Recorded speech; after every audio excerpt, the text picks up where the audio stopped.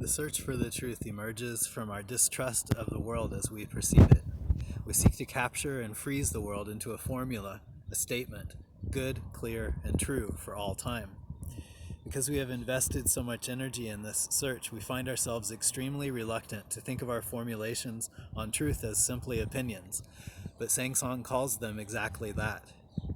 Every religion develops a theology of unquestioned truths which its believers regard as infallibly certain. Every period of science generates a group of truths that it considers as starting points for any reasonable human. Every political ideology seeks to freeze social process into stable forms which it considers true and valid. Believers in these various truths do not consider them opinions and often react violently to any suggestion that they occupy a place a good deal less than eternally or self-evidently valid. Believers in these various truths consider those who do not believe in them as in some sense pernicious for not acquiescing in what any reasonable person should see as obviously true. And history consists of the story of all of these systems passing away into less than dust.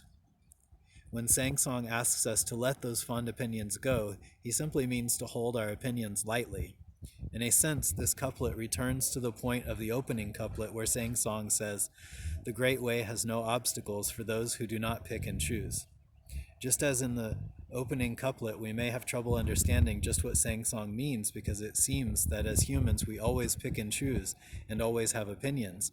And does not the idea that we should let go of opinions constitute an opinion?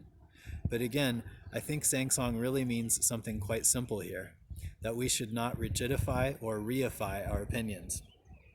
If we do this with some honesty, we discover that over the years of our lives we have harbored many differing opinions, that they have evolved, changed, deepened, that we have abandoned some views and adopted others, that just as our likes and dislikes have undergone change, so have our beliefs and opinions. Clearly, we modify our opinions as we have new experiences in our lives. Doing so represents a mode of authenticity. To insist on clinging to an opinion that the circumstances of life show us no longer has any value constitutes dogmatism and leads directly to clinging, suffering, and slaughter. Sangsong wants us to abandon the search for truth because such a search can only lead to clinging, what my teacher Sung San referred to as building a house on moving water. This clinging can only end in suffering, suffering for oneself and for others. Letting go of our opinions, we let go of truth. Letting go of truth, authenticity appears. Authenticity appearing, we live our lives as